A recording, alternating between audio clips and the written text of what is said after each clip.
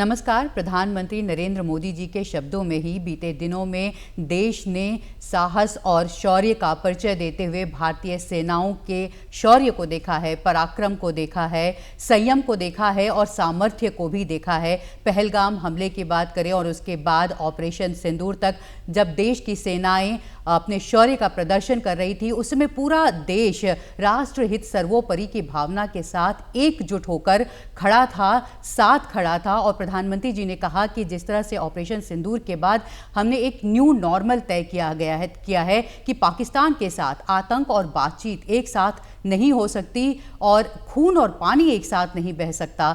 तो किस तरह से ये न्यू नॉर्मल है और किस तरह से आतंक के खिलाफ लड़ाई को लेकर बिल्कुल स्पष्ट संदेश दिया गया है, इस सब पर बातचीत करेंगे। हमारे साथ स्टूडियो में मौजूद है भारतीय सेना से रिटायर मेजर जनरल अभय कार्की।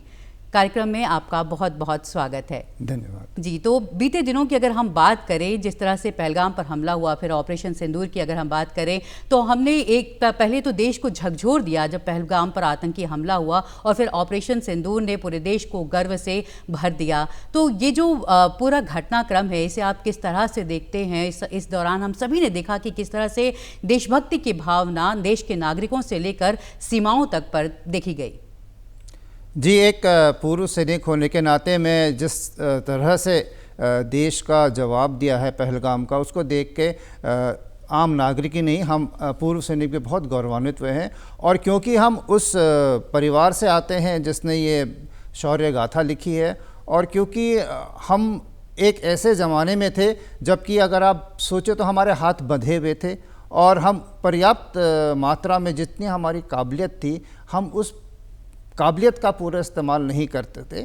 और कहीं ना कहीं लगता था कि अगर हमारे हाथ खोल दिए जाए तो इनको एक तगड़ा जवाब दे सकते हैं। तो जब से ये नई नॉर्मल आया है और जिसकी तरफ को बढ़े हैं, तो धीरे धीरे हमारे हाथ खुले हैं।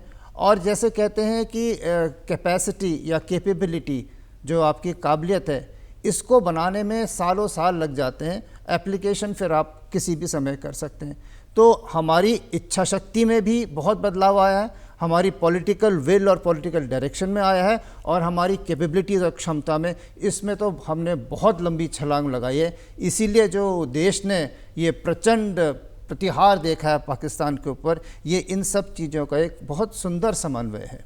और जिस तरह से हमने देखा, जो प्रधानमंत्री जी ने भी अपने भाषण में कहा कि बहुत ही सूझबूझ के साथ जब पाकिस्तान के आतंकी हमलों को नष्ट किया जा रहा था, तो इस तरह से रणनीति बनाई गई कि वहाँ के सिविलियंस को कम से कम नुकसान पहुँचे। तो ये भी एक तरह का एक संयम भी था और सामर्थ्य भी था, ये दोनों का ही परिचय दिया गया। जी, अगर मैं बोलूँ कि ये जो आपने बोला, ये दो देश और दो सेनाओं के चरित्र को बहुत अच्छी तरह से दर्शाता है। एक तरफ वहाँ की पाकिस्तान का जो सेना का और उसका सोच विचार है, जिसमें कि वो अगर उनका सिविलियन या हमारा सिविलियन मारा जाए तो उसको वो कोई लॉस में काउंट नहीं करते, उनके लिए वो कोई नुकसान नहीं है। और यहाँ पे आकर भी अगर भारतीय सरकार से या भारतीय देश के साथ उन्होंने कुछ संघर्ष करना है, तो सबसे पहले वो निहत्थे टूरिस्ट जो वहाँ पे घूम रहे थे, जिन्होंने कभी किसी का बुरा नहीं सोचा, उनको आके धर्म पूछ के नरसंहार किया। तो वो उस राक्षस के बारे में आपको बताता है कि उसकी सोच कितनी गिरी हुई है, कि वो पहले तो निहत्तों को मारता है जिन्होंने कुछ नहीं किया, फिर धर्म पूछ के मारता है। जो अभी कल राजनाथ सिंह जी ने भी जवाब दिया, उसने धर्म देख के मारा, लेकिन हमने उसके कर्म देख के उसको मारा है। तो और हमारी फौज जो है, हमने अपने हाथ इतने पीछे रखे, अभी भी सटीक हमने निशाने लगाए हैं सिर्फ उन लोगों पे जो कि डायरेक्टली इन्वॉल्व थे पहलगाम अटैक में। आका, देखिए प्रधानमंत्री जी ने क्या बोला था बिहार के इलेक्शन में। उन्होंने बिहारियों को इलेक्शन रैली में अंग्रेज़ी में संबोधित किया, यानी वो बोल रहे थे जनता से, लेकिन उनका संदेश था इंटरनेशनल कम्युनिटी की तरफ को। और उन्होंने ये बोला था, 3 चीज़ें उन्होंने बोली थी जो बाद में कार्य में परिवर्तित हुई हैं। पहली बात तो यह है कि जिन्होंने ये कार्य किया है और उनके आका जहाँ भी छुपे होंगे उनको ढूंढ के निकालेंगे, और उनके जो ठिकाने जहाँ छुपे हैं उनको हम मिट्टी में ध्वस्त कर देंगे, और कल्पना के परे उनको सज़ा दी जाएगी। जी। तो अगर आप ये 3 चीज़ें देखें तो जो टेररिस्ट के आका अपने बड़े आका मतलब पाकिस्तान आर्मी के साथ सालों साल भावरपुर और मुरीदके में जो इनके हेडक्वार्टर और ट्रेनिंग सेंटर थे, जो कि ऐसा नहीं कि हमें कल पता लगा है। मेरे को जितनी फ़ौज में मेरी नौकरी है, हम हमेशा जब अटैक का बात करते थे, मुरीदके और भावलपुर हमेशा आता था कि इसको कुछ करना है। लेकिन तब हमारी सामर्थ्य और सोच क्या थी कि हम या तो टैंक्स लेके जाएंगे 100 किलोमीटर अंदर, या फिर हवाई जहाज़ से हमला करेंगे उसकी एंटी एयरक्राफ्ट के। तो वो जो ऑप्शन थे वो वर्कआउट होते थे। लेकिन उसमें जब भी ये प्लानिंग होती है तो आप गेन और लॉस को कैलकुलेट करते हैं, तो करीब आपके 50 टैंक, 100-200 सैनिक, 4-5 हवाई जहाज तो जाने ही जाने थे, वो कैलकुलेशन था। अभी जो हमने किया है, प्रचंड वार किया है, सटीक किया है, लेकिन हमारे लॉस क्या थे? बिल्कुल कुछ नहीं थे। और वो उसके हमने हार्टलैंड जिसे बोलते हैं, उसके बिल्कुल दिल में घुस के 120 किलोमीटर अंदर भावलपुर में उसको नेस्तनाबूद किया। ये जो हमने किया, और उसके करने से क्या हुआ, जो मोदी जी ने दूसरा बोला था, उनके ठिकाने मिट्टी में मिला दिए।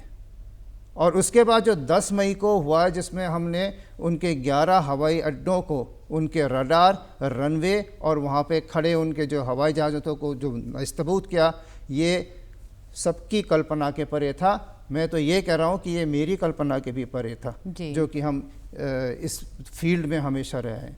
तो यह एक सोच दो देशों की और एक लीडरशिप की, जिसने इतनी अच्छी तरीके से जो सिंदूर की इज्जत थी, जो सिंदूर का प्रतिशोध था, वो हमने उनसे जवाब वापस जी बिल्कुल। और जो ये एक चीज़ और देखने में आई कि तकनीक का किस तरह से इस्तेमाल किया गया, और पिछले दिनों में, पिछले वर्षों की अगर हम बात कहें तो रक्षा के बजट को भी लगातार बढ़ाया गया था और स्वदेशी रक्षा उपकरणों को लगातार उस पर काम किया जा रहा था। तो इस पूरे ऑपरेशन सिंदूर में भी हमने देखा कि जो भारत में निर्मित रक्षा उपकरण हैं उनका इस्तेमाल हुआ। प्रधानमंत्री जी ने भी अपने भाषण में इसका जिक्र किया कि भारत के जो रक्षा उपकरण हैं उसकी ताकत आज पूरी दुनिया ने देख ली है।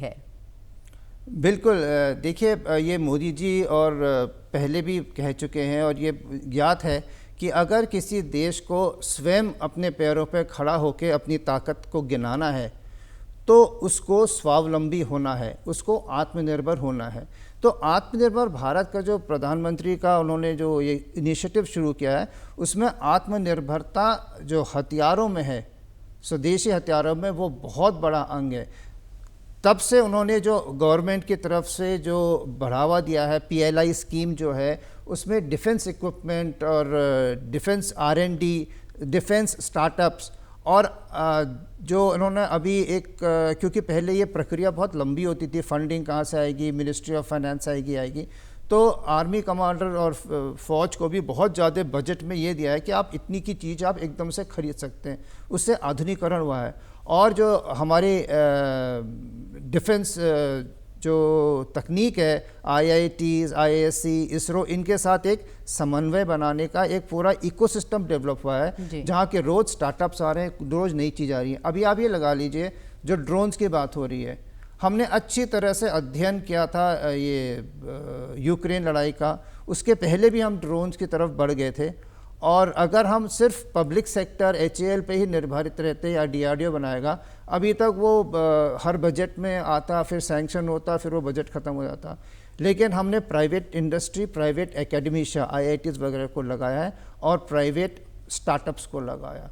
आज की तारीख में जो इनका एक फेडरेशन, एक ग्रुप है, उसमें 450 से ज़्यादा कंपनियां हैं और 5000 से ज़्यादा उसमें एक्टिव पार्टिसिपेंट्स हैं ड्रोन टेक्नोलॉजी में ही जी। और जो अभी हमने जो ड्रोन इस्तेमाल किए हैं, वो सारे के सारे स्वदेश में निर्मित हैं।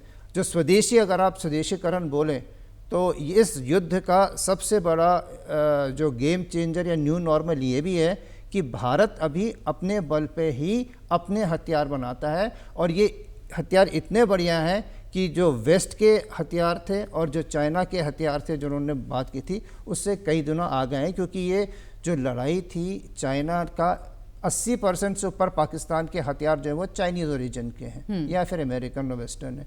और यहाँ पे हमने अपने और कुछ फ्रेंच रफाल जो थे उसको लगाया था। इसमें जो भारतीय प्रणाली थी, युद्ध यंत्र यूज़ किए थे हमने अपने ड्रोन्स यूज़ किए थे, जो कि हिंदुस्तान में बन रहे हैं, बेंगलोर में, हैरोप भी इंडिया में बन रहा है, स्काई स्ट्राइकर एक है वो भी इंडिया में बन रहा है जिसको लॉइटरिंग एम्यूनिशन बोलते हैं। उसके अलावा हमारा जो आकाश मिसाइल सिस्टम है एंटी एयरक्राफ्ट जो 25 किलोमीटर तक की मार करता है, और दूसरा है एक आकाश तीर सिस्टम।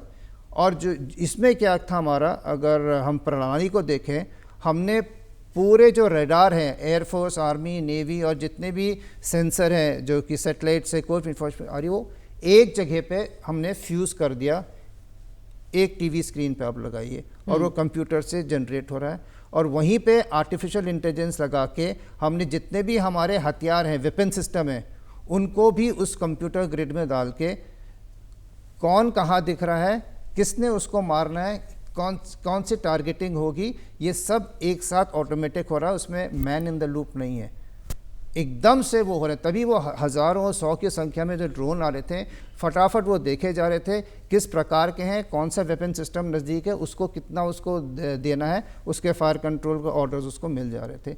तभी उसका कुछ भी जो था वो हमारी तरफ नहीं आ पाया। और ये पूरा का पूरा जो था ए से लेके बी तक, जेड तक हमारा भारत का था।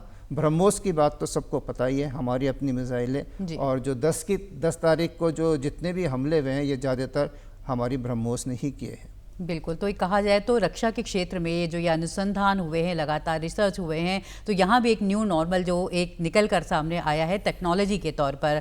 और अगर हम बात करें कि ये जो ऑपरेशन सिंदूर है और इसके पहले भी पाकिस्तान से कई बार युद्ध भी हुए और युद्ध की स्थितियाँ भी बनी, चाहे वो कारगिल की बात हो या 2016 में जो सर्जिकल स्ट्राइक हो, तो इस बार क्या आप बड़ा बदलाव देखते हैं जन भावना के तौर पर भी, कूटनीति के तौर पर भी, और तकनीक की बात तो हमने अभी की ही।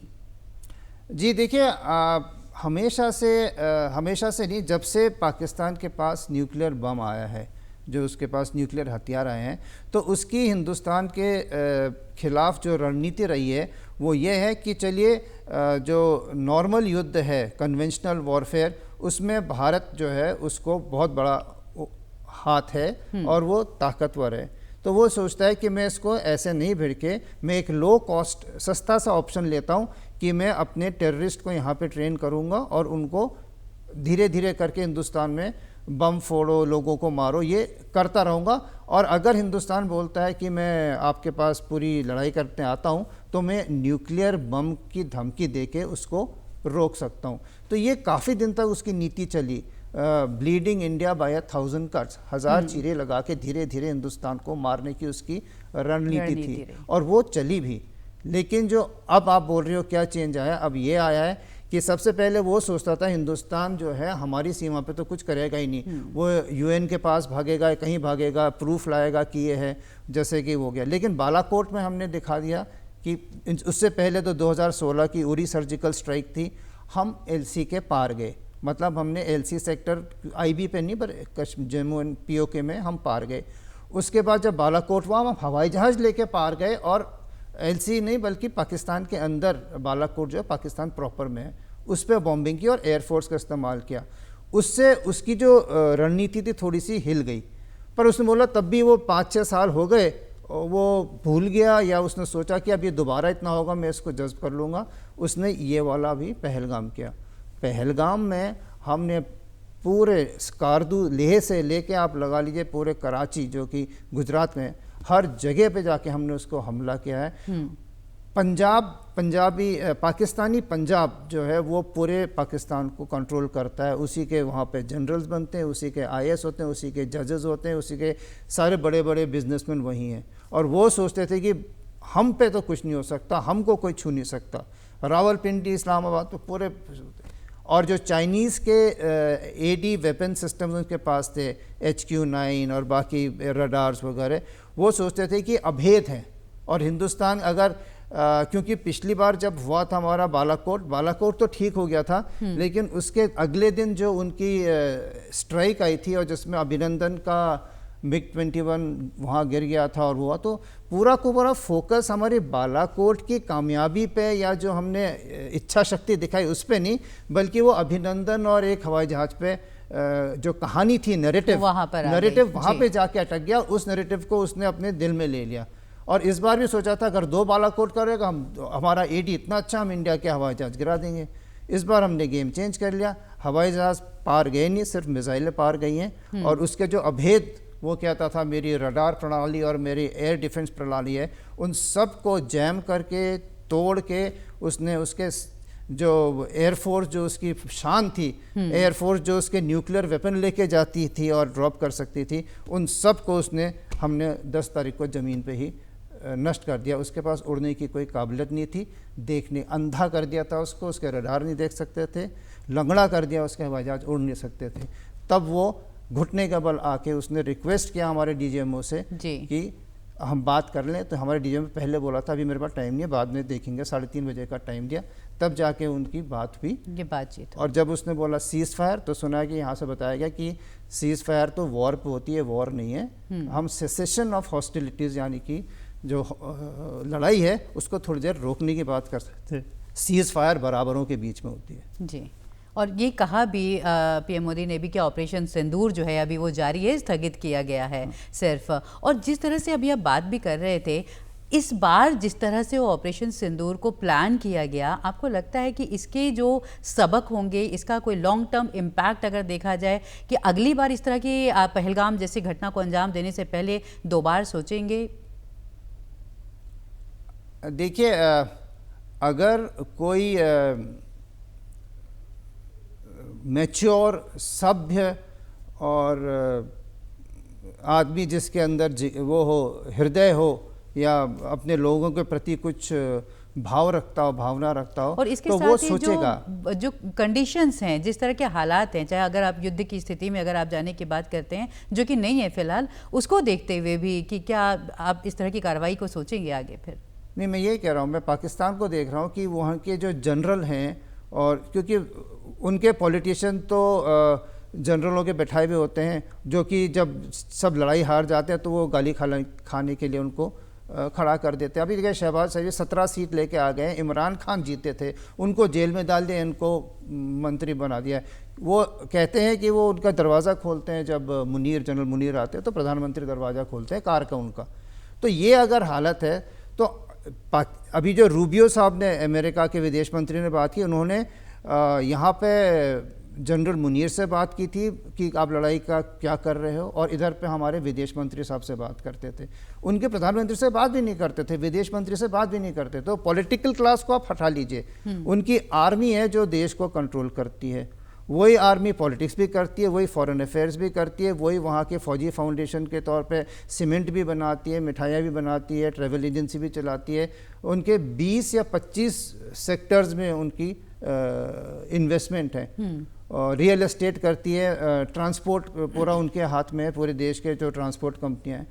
तो वो अजीब सी एक एंटिटी है उनकी फ़ौज, और उस फौज का जो सोच है वो सिर्फ अपने लिए है और अपनी साख के लिए, बाकी कुछ हो जाता है उनको फ़र्क नहीं पड़ता। इसलिए अगर हम बोलें कि ये आज के बाद वो मान जाएंगे, वो नहीं मानेंगे। 4-5 साल बाद वो फिर ऐसे ही करेंगे। क्यों? क्योंकि जब भी उनको लगता है हमारी पाकिस्तान में हालत थोड़ी ख़राब है, रेपुटेशन ख़राब है, हमारी साख कम हो रही है, वो कश्मीर का राप लेके इस्लाम और मुसलमान करके वो हिंदुस्तान की तरफ अपनी कुछ करते हैं, ताकि अगर लड़ाई हो जाए हम बताएंगे कि हमने इंडिया को पस्त कर दिया है, और दोबारा लोग जनता का ध्यान एक तरह से जरूरी मुद्दों से भटकाने के लिए। और उनका जो मिस इन्फॉर्मेशन और उनका प्रोपेगेंडा इतना तगड़ा है कि आज की तारीख में शायद हमारे वहाँ कम विजय जुलूस निकल रहे हैं, उनके वहाँ ज़्यादा विजय जुलूस रखे हैं। उन्होंने अपनी जनता को बता दिया कि हमने दिल्ली भी उड़ा दिया, हमने ये भी उड़ा दिया, हमने वो भी उड़ा दिया। पहले दिन से ही वो 5 हिंदुस्तान के राफेल उड़ा दिए। उसके बाद जो उनकी झूठ बोलने की जो उन्होंने जो महारत हासिल की है, उनकी जनता को उसकी वो अफीम चटा के हमेशा रखते हैं। आज की तारीख में तो जनता को बहुत अवेयर होने की ज़रूरत है। और जिस तरह से अभी आप बात कर रहे थे कि अमेरिका की बात आ रही थी बीच में, या चाइना की हम बात करें, क्योंकि यहाँ रणनीतिक तौर पर चीन की भूमिका खास तौर पर बेहद अहम होती है, तो चीन को किस तरह से देखते हैं इस पूरे मामले में?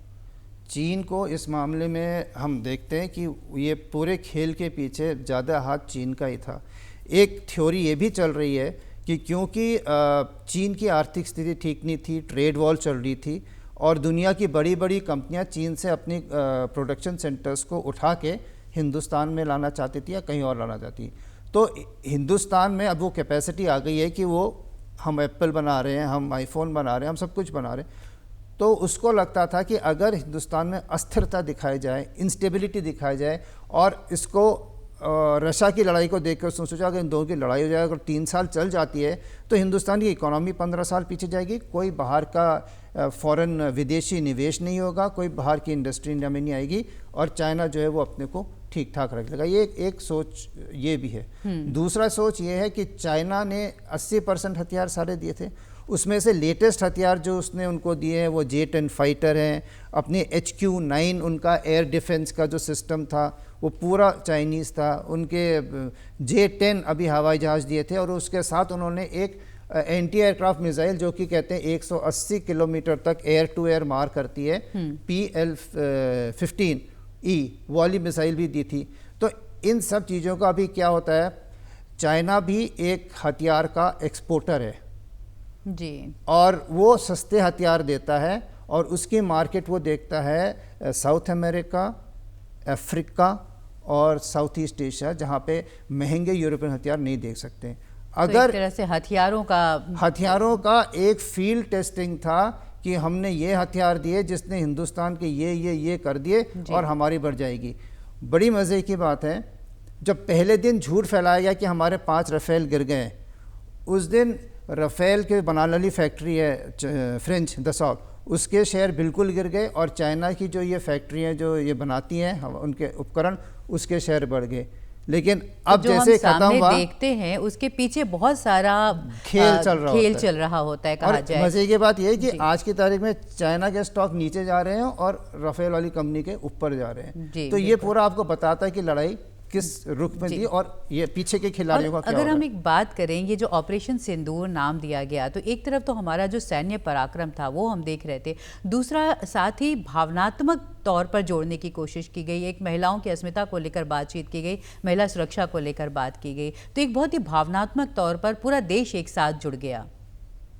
जी, ये तो जिसने भी ये नाम ढूंढा है, जो कहते हैं जी हमारे प्रधानमंत्री जी ने ढूंढा है, ये एक उस व्यक्ति की सोच दिखाता है जो दिल से अपने नागरिकों का ध्यान रखता है और उनकी पीड़ा को समझता है।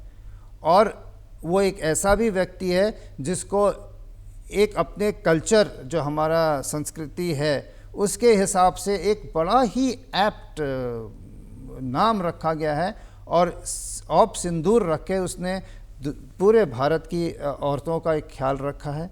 और उसने जो इसमें हमने जो रिज़ल्ट दिया है, वो हमने एक ऐसा होता है जो राखी बांधने वाला भाई अपनी बहन के लिए करता है, शायद मोदी जी ने पूरे देश के लिए वो कार्य कर दिया है। और बिल्कुल, और जब ये स्थितियां बनी हुई थी तो एक तरफ तो सेना ने कमान संभाली हुई थी, और जो देश के भीतर जो आम नागरिक हैं वो भी बिल्कुल देश प्रेम के जज्बे से ओत प्रोत थे। तो अगर आप कुछ कहना चाहें उन युवाओं के लिए, युवा शक्ति के लिए, कि किस तरह से वो अपने कर्तव्यों का निर्वहन कर सकते हैं जब इस तरह के हालात बनते हैं। जी, ये पहली बात तो यह है कि जो हम हिंदुस्तान आज का है, जो अभी यंग जनरेशन है, वो ये बात ध्यान में रखें कि ऐसी शांति प्रिय और एक डेवलपिंग कंट्री दुनिया में आप ही को मिली है। अगर ये आप मान के चलें कि हमारे आप नेबरहुड में देख लें या आप पूरे दाएं बाएं देख लें, हर देश में उथल पुथल है, हर देश में मारा मारी है, लोगों के पास रहने को नहीं है। लेकिन आपका देश बहुत ही अच्छी तरीके से एक प्रगति के पथ पे है, लोगों को नौकरियों की इतनी कम नहीं है, खाने का नहीं है। आप अगर पाकिस्तान में देखें, आटे के लिए लाइन लगी हुई है, नेपाल में बुरी हालत है, बांग्लादेश आपको देखा ही है, श्रीलंका को अभी हमने बचाया।